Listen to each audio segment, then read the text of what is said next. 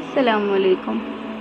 اور اس کتاب میں مریم کا بھی ذکر کیجیے جب وہ اپنے گھر والوں سے الگ ہو کر ایک مکان میں چلی گئیں جو مشرق کی جانب تھا، تو انہوں نے ان کے سامنے پردہ ڈال لیا، تو ہم نے ان کے پاس اپنا فرشتہ بھیجا تو وہ ٹھیک آدمی کی شکل بن گیا۔ مریم نے کہا، میں اللہ کی پناہ مانگتی ہوں تم سے، اگر تم اللہ سے ڈرنے والے ہو۔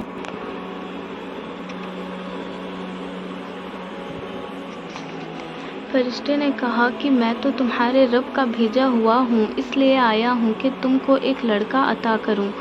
مریم نے کہا، میرے ہاں لڑکا کیسے ہوگا جبکہ مجھے کسی بشر نے چھوا تک نہیں اور میں بدکار بھی نہیں ہوں۔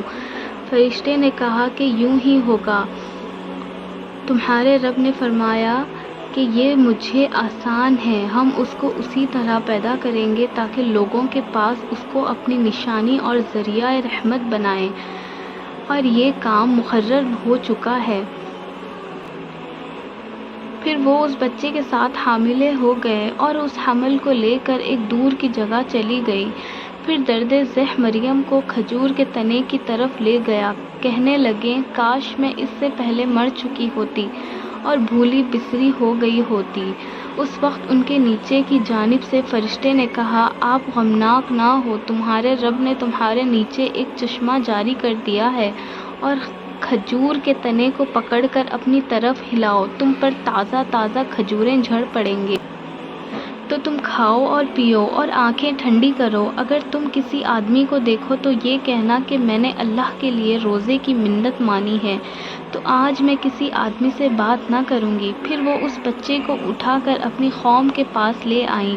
وہ کہنے لگے، اے مریم، تو نے یہ برا کام کیا۔ اے ہارون کی بہن، نہ تو تیرا باپ بد اتوار تھا اور نہ ہی تیری ماں بددار تھی۔ تو مریم نے بچے کی طرف اشارہ کیا تو وہ بلے ہم اس سے کہ گود کا بچہ ہے، کیوں کر بات کرے۔ بچے نے کہا، میں اللہ کا بندہ ہوں، اس نے مجھے کتاب دی ہے اور نبی بنایا ہے اور مجھے برکت والا بنایا ہے، میں جہاں ہوں گا، اور مجھے نماز اور زکوٰۃ کا حکم دیا ہے جب تک میں زندہ ہوں، اور مجھے میری ماں کے ساتھ نیک سلوک کرنے والا بنایا، اور اللہ نے مجھے سرکش اور بدبخت نہیں بنایا ہے، اور سلام ہے مجھ پر جب میں پیدا ہوا اور جس دن مروں گا اور جس دن دوبارہ زندہ ہو کر اٹھایا جاؤں گا۔ یہ ہے عیسیٰ ابن مریم، ان کے بارے میں سچی بات کہہ رہا ہوں جس میں لوگ شک کرتے ہیں۔ اللہ کے لیے یہ ہرگز مناسب نہیں کہ وہ کسی کا بیٹا بنائے، وہ پاک ہے، وہ جب کسی بات کا فیصلہ کر لیتا ہے تو اس کو کہتا ہے کہ ہو جا، تو وہ ہو جاتا ہے، کن فیکن۔ اور بلا شبہ اللہ میرا بھی رب ہے اور تمہارا بھی رب ہے، تو اسی کی عبادت کیا کرو، یہی سیدھا راستہ ہے۔